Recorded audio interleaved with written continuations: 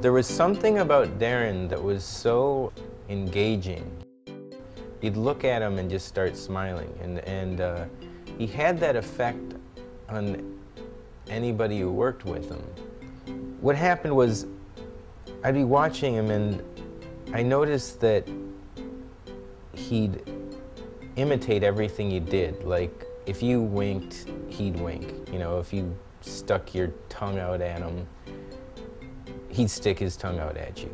I really thought, because he didn't talk at all, you know, he made no utterances whatsoever, I thought that he was the lowest functioning kid, you know, but I was wrong, and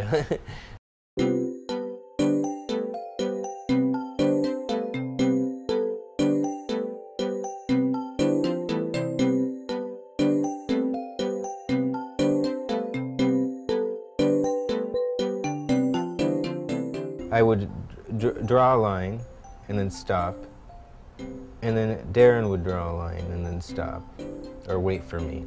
And then I'd draw another shape, and then he would draw a corresponding shape.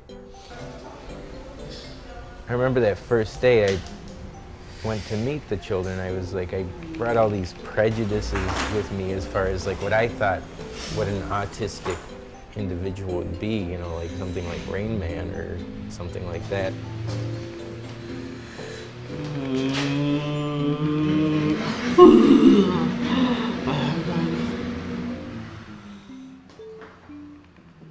They really aren't copies, they're more interpretations. I'm sort of the navigator, pointing him towards a direction, and then he sort of elaborates on what I do.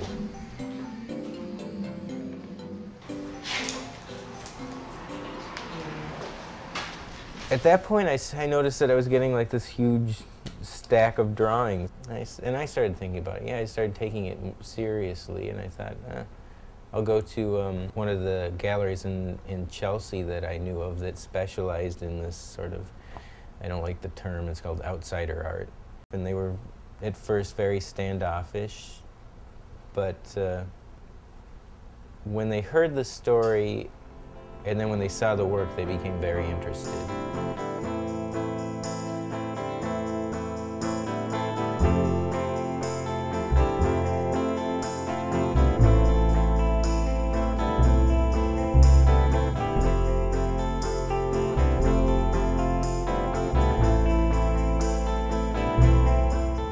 We were working quite well together, and then Frank Maresca contacted me and said, oh, we'd love for you and Darren to be in this show that's coming up.